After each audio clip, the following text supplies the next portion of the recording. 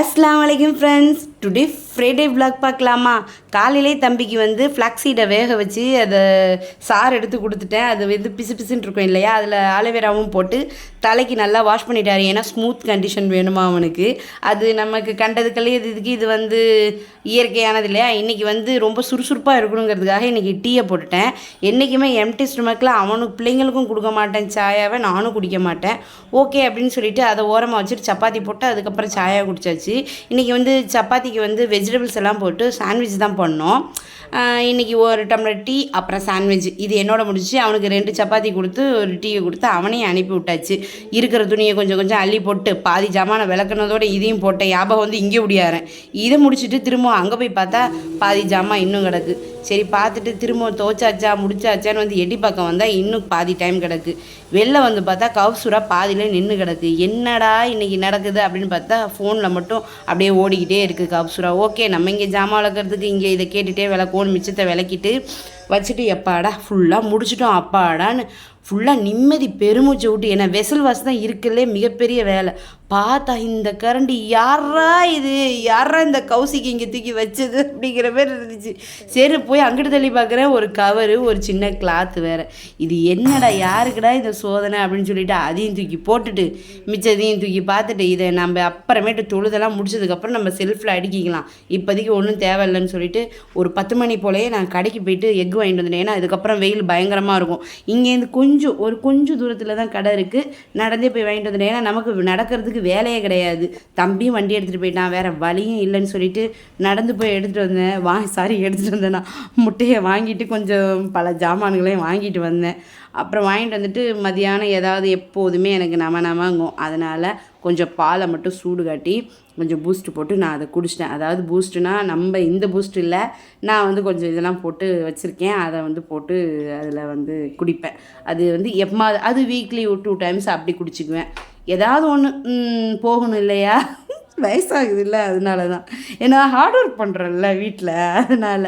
அப்புறம் அந்த சைடு முட்டையை வேக வச்சுட்டேன். ஏன்னா நம்ம அடுத்து ஒரு 11:30க்குள்ளே முடிச்சிட்டோன்னு வைங்களேன், அடுத்து நம்ம குளிச்சுட்டு ஒரு 12 மணிக்குள்ளே வேலை பார்க்க கரெக்டாக இருக்கும். இன்றைக்கி வந்து செட்டிநாடு எக்கு தான் செய்ய போகிறேன்.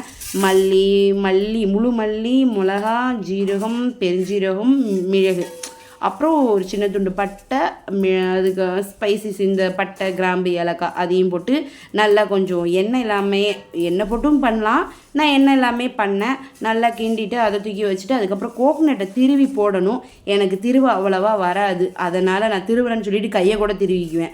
இது எதுக்கு நமக்கு சில்லு போட தான் வரும்னு சொல்லிட்டு சில்லு போட்டு குட்டி குட்டியாக நறுக்கி இதை எடுத்து வச்சுட்டு அதுக்கப்புறம் அதை தூக்கி கொஞ்சம் எண்ணெயை ஊற்றி வதக்கினேன். அதையும் எண்ணெய் ஊற்றாமல் வதக்கலான்னு தான் ஆசை. ஏன்னா எவ்வளோ எண்ணெயை லெஸ் பண்ண முடியுமோ ஆயில அவ்வளோக்கு நான் லெஸ் பண்ணிகிட்டு இருக்கேன். ஏன்னா கண்ணுக்கு எட்டினதுக்கப்புறம் என்னமோ நமஸ்காரங்கிறதுக்கு பதிலாக முன்னாடியே நமஸ்காரத்தை போட்டு படுத்துருவோம்ல அப்படின்ட்டு நான் எண்ணெயை ரொம்ப அவாய்ட் பண்ணிட்டேன். அப்புறம் மில்லில் வாங்குகிற எண்ணெயும் தீரப்போகுது. இன்ஷால்லாம் போய் நாளைக்கு தான் போய் வாங்கணும். நாளைக்கே இருக்காதுன்னு நினைக்கிறேன். இன்ஷால்லாம் நாளைக்கே போய் வாங்கிட்டு வரணும். அதனால் சில்லு போட்டனால அதை தனியாக வறுத்து வச்சுக்கிட்டேன். எனக்கு மட்டும்தான் ரைஸ் வந்து நான் பண்ணேன். ஏன்னா தம்பிக்கு வந்து சப்பாத்தி காலில் போட்டது இருக்குது. அவன் சப்பாத்தி இருக்கிறது தெரியலனா பரவாயில்ல, 2 சப்பாத்தி இருக்குதுன்னு பார்த்துட்டு போயிட்டான். அதனால் கண்டிப்பாக மதியானத்துக்கு சப்பாத்தி தான் வேணும்னு சொல்லுவான். அதுக்கு தகுந்த மாதிரி ஃபோன் பண்ணுறேன், மதியானத்துக்கு என்ன செஞ்சீங்கன்னா எக்கு இருக்குப்பா அப்படின்னேன். என்னம்மா சப்பாத்தி இருக்குல்ல அப்படின்னா, அடப்பாவி மதியானத்துக்கு எப்பட்றா சாப்பிட்றேன்ற மாதிரி இருந்துச்சு. இந்த கையில் எல்லோரும் கவனிச்சிருப்பீங்க, இந்த கருப்பாக இருக்குது இல்லையா, இது எனக்கு எப்படி வந்துச்சுன்னா துபாயில் இருக்கும்போது என் ஃப்ரெண்டு வந்து ஒன்று கொடுத்தாங்க, மகாராணி ஒன்று செஞ்சு. அது வந்து சிக்கன் ரொம்ப நாள் வந்து ஃப்ரிட்ஜிலே வச்சுருந்துருப்பா போல இருக்குது. அப்படி ரொம்ப நாள் வச்சுருந்து நம்மளும் வாங்கியிருக்கோம். ஆனால் அது பிரியாணியாக இருந்ததை அந்த சிக்கனை மட்டும் தனியாக எடுத்து அதை பிரித்து அந்த தால் போட்டு என்னமோ மாரி ஒன்று செஞ்சு, அவங்க வந்து எந்த நாட்டுக்காரங்கன்னா பங்களாதேஷ்காரங்க. அவன் வந்து செஞ்சு கொடுத்தா. நான் கேட்டேன், இது பழையசை வச்சு நீ செஞ்சு எனக்கு தெரிலையே அப்படின்னு. இல்லைன்னா நானும் பாகிஸ்தான்கார பொண்ணு எல்லாம் சாப்பிட்டோம். ஆனால் என் பொண்ணு வந்து 2-3 ஸ்பூன் சாப்பிட்டு, ஏன்னா எல்லோரும் சாப்பிட்டாச்சு, அதனால் அவள் 2-3 ஸ்பூனோட போயிட்டா. நானும் என் ஃப்ரெண்டும் உட்காந்து நல்லா வலிச்சு கட்டிட்டு கொஞ்சம் நேரத்தில் பார்த்தா 2 பேருக்குமே அரிப்பு, பயங்கரமான அரிப்பு. 2 பேர் வேறு கடைக்கு போயிருக்கோம். எப்படி இருக்கும் சொல்லுங்கள், துபாயில் வந்து சொரிஞ்சிக்கிட்டு நடந்தா, இருட்டில் போய் சொரிஞ்சிட்டு ஏதோ பண்ணியிருக்கான்னு போய் ஃப்ரிட்ஜில் பார்த்தா அந்த சிக்கன் இல்லை. அப்போவே தெரிஞ்சு போச்சு இவ இப்படி தான் பண்ணியிருக்கான். வந்து நல்லா திட்டினேன், உன்ட்ட ஏதாவது கேட்டேனா, ஏன் இப்படி பண்ணுற, ஒத்துக்காமல் எனக்கு ஃபுட் பாய்சன் ஆனால் என்ன பண்ணுறது, இப்போ என்ன ஆக போகுதுன்னு தெரிலன்னு. அதுக்கப்புறம் தான் இந்த பிளாக்கெல்லாம் வந்தது. இங்கே இந்தியாவுக்கு வந்து நான் எல்லாம் டேப்லெட் எடுத்து அதுக்கப்புறம் மேற்கொண்டு வராமல் இருக்குது. அது வந்ததுக்கான அச்சு கொஞ்சம் கொஞ்சம் இருக்குது. இன்ஷா அல்லாஹ் அதுவும் போயிடும். இது என்னென்னா வெங்காயம் போட்டு கொஞ்சம் நேரம் சென்று நம்ம இஞ்சி பூண்டை போட்டுட்டு அதுக்கப்புறம் கொஞ்சம் வதங்கினோடனே தக்காளி போட்டுடணும். ஏன்னா கீழே பிடிக்க ஆரம்பிச்சிடும். நம்ம ஆயில் கம்மியாக ஊற்றிருக்கோம் இல்லையா, அதனால் பிடிக்க ஆரம்பிச்சிடும். அதனால் தக்காளியை போட்டு இது பண்ணிக்க வேண்டியதான். கருவேப்பிலை போட்டுட்டு நம்ம ஏற்கனவே வறுத்து வச்சுருந்தோம் இல்லையா, அதை தேங்காவோடையே போட்டு வறுத்து வச்ச தேங்காயும் எல்லாத்தையும் மொத்தமாக போட்டு அரைச்சி வச்சிடணும். அதையும் தூக்கி போட்டு நல்லா ஒரு செகண்ட் 2 செகண்ட்ஸ் மட்டும் அந்த எண்ணெயில், நான் எண்ணெய் இல்லாதனால கொஞ்சம் பிடிச்சிருவேன்ட்டு சீக்கிரமாக நான் தண்ணியை ஊற்றி இது பண்ணி வச்சாச்சு. இப்போ நமக்கு வந்து கிடைக்கிற நன்மை என்றைக்கு கிடைக்குன்னு சொன்னால் இந்த ஜும்மா நாளில் தான். ஜும்மா நாளில் தான் நன்மை செய்யணுமான்னு கேட்டால் ஜும்மா நாளில் அதிகமாக செய்யணும்.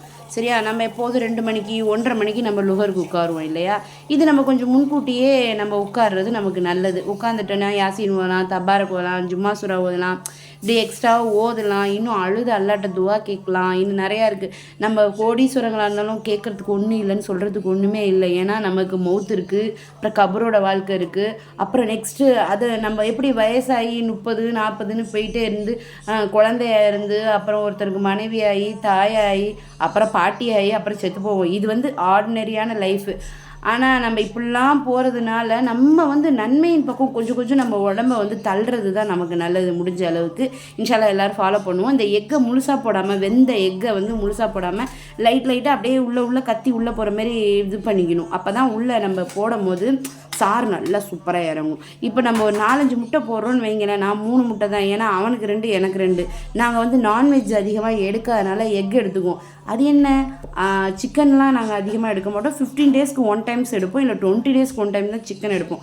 மற்ற எல்லா நாளுமே இந்த எக் எடுத்துக்குவோம். அது என்ன புல்லாகும் தாய் ஆகாதான்னு கேட்குறது எனக்கு கேட்குது.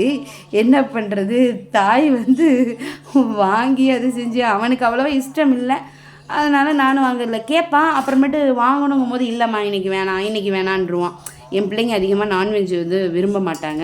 இப்போ நானுமே அவங்களோட சேர்ந்து அதுவுமே நானுமே பழகிட்டேன். அது சிக்கன் கூட விரும்ப மாட்டேங்கிறாங்க, என்ன பண்ணுறதுன்னு தெரில. இப்போ நம்ம 4 முட்டை இதை போடுறோன்னா அதில் 2 முட்டையை வந்து நம்ம உடச்சி ஊற்றிக்கணும். என் பையனுக்கு வந்து உடச்சி ஊற்றுறது பிடிக்காது. ஸோ நான் எனக்கு ஒரு முட்டையை உடச்சி ஊற்றிட்டு ஒன்று அவிச்சும் போட்டுட்டேன். 2 டேஸ்ட்டையும் நம்ம பார்ப்போம் அப்படின்ட்டு. நம்ம வாய் தான் எல்லாத்துக்குமே தயாராக இருக்குமே.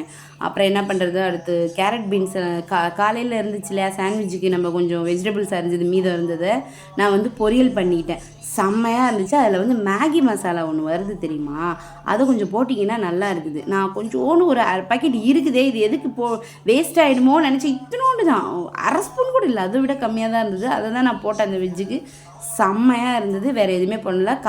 கோக்னட்டை வந்து அதேமாரி அரைச்சி போட்டேன். எதுவுமே இது பண்ணாமல் பச்சையாகவே கோக்னட்டை வந்து அரைச்சி, ஏன்னா துருவி போடலாம், எனக்கு தான் துருவ தெரியாது, அதனால் கொஞ்சம் அரைச்சி தண்ணி ஊற்றாமல் அரைச்சி குறன்னு போட்டேன். லாஸ்ட்டில் போட்டு சாப்பிட்டா போட்டோடனே ஆஃப் பண்ணிடணும். திரும்பவும் போட்டு இது பண்ணணும்னு வைங்களேன், தேங்காய் வெந்து போயிடும். அப்புறம் இந்த தேங்காய் பச்சையாக சாப்பிடும்போது வயிறு வந்து புண்ணு வந்து நல்லா இதாக ஆரம்பிப்பாங்க. அதனால் நம்ம இதில் சூடாக இருக்கும் போது போட்டுட்டு ஆஃப் பண்ணி வச்சுக்கிறது நல்லது. இப்போது என்னென்னா கௌப்சுரா ஓதுனா வந்து அதிகமான நன்மை இருக்குது வெள்ளிக்கிழமை. அப்போ அந்த கௌப்சுரா வந்து ரொம்ப ரொம்ப பெருசு இல்லையா, நான் வந்து சம்டைம்ஸ் வந்து ஃபுல்லாக ஓதுவேன். அது ரொம்ப நேரம் ஆகும். சில நேரம் வந்து என்ன பண்ணிப்பேன்னு தெரியுமா, எங்கள் ஹஸ்பண்ட் வந்து இதை சொல்லியிருந்துருக்கக்கூடாது என்கிட்ட, ஆனால் என்கிட்ட சொல்லிட்டாரு. அதுதான் பெரிய விஷயம். அதாவது கௌப்சுரா ஓதுறவங்களுக்கு வந்து வானத்துலேருந்து பூமி வரையும் வந்து வெளிச்சம் இருக்கும் அப்படின்னு சொல்லி சொன்னாங்க மகுஷரில். அப்போ வந்து ஃபஸ்ட் டைனும் லாஸ்ட் டைனும் ஓதுறவங்களுக்கு ஒரு ஆளளவு வெளிச்சம் இருக்குன்னு சொன்னாங்க. நமக்கு ஆளளவு வெளிச்சம் இருந்தால் போதும், எதுக்கு அங்கேருந்து இது வரையும் அப்படின்னு சொல்லிட்டு நான் அந்த வயசில் அதை நினச்சிட்டு சம்டைம்ஸ் எனக்கு டைம் கிடைக்காதனால இப்படி ஓதிக்குவேன். தயவுசெய்து என்ன மாதிரி பண்ணாதீங்க. ஃபுல்லாக ஃபாலோ பண்ணுறவங்க ஃபுல்லாக ஃபாலோ பண்ணிக்கோங்க. இது உண்மையான ஹதீஸா என்னென்னு எனக்கு தெரில, அவர் சொன்னார். இது உண்மையாக போயான்னு எனக்கு கமெண்ட் பண்ணுங்கள்.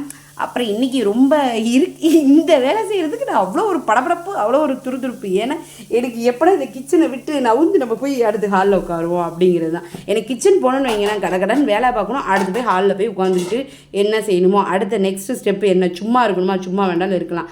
இன்னொரு விஷயம் வந்து இந்த தேங்காய் வந்து திருவிட்டு ஃப்ரிட்ஜில் நார்மலான இடத்துல வைக்காமல் ஃப்ரீசரில் வைங்க. அது 10 நாள் 15 நாள் எதானாலும் அப்படியே ஃப்ரெஷ்ஷாகவே இருக்கும். அந்த ஃப்ரிட்ஜில் வச்சா கூட கொழப்பு வரும். இதில் வந்து கொழப்பே வர்றதுக்கு சான்ஸே இல்லை. சூப்பராக இருக்கும். அப்புறம் என்ன, சுடுதண்ணி எப்போதும் போல் போட்டு வச்சுட்டு குளிச்சுட்டு வந்தேன். போட்டேன். எனக்கு மட்டும் பத்தாது. அதோடு சேர்ந்து 2 இந்த ஊதும் தீரப்போகுது. அவங்க எப்போ வருவாங்க, இல்லைன்னா யார்ட்டையா கொடுத்து விடுங்கன்னு சொல்லியிருக்கேன். இன்ஷா அல்லாஹ் பத்தியை 2 கொளுத்திட்டு அப்படியே மனசோட நிம்மதியாக அந்த குரானை எப்படா தூக்குவோம் அப்படின்னு சொல்லிட்டு போய் குரானை தூக்கி வச்சுட்டு அல்ஹம்துலில்லாஹ்னு ஓத ஆரம்பிச்சிட்டேன். எனக்கு இன்னைக்கு பொழுது வந்து பாதி வரையும் நல்லா வந்துச்சு. அதுக்கப்புறம் ஷைத்தான் பிடிச்ச மாதிரி ஓடிடுச்சு ரைஸ். இப்படி என்ன சொல்கிறது, ஒரு நேரம் இப்படி போகுது, ஒரு நேரம் அப்படி போகுது, என்ன பண்ணுறது. அல்ஹம்துலில்லாஹ். எனக்கு லைக் பண்ணுங்கள், சப்போர்ட் பண்ணுங்கள், கமெண்ட் பண்ணுங்கள். ஏன் எதுவுமே பண்ணாமல் இருக்கீங்க?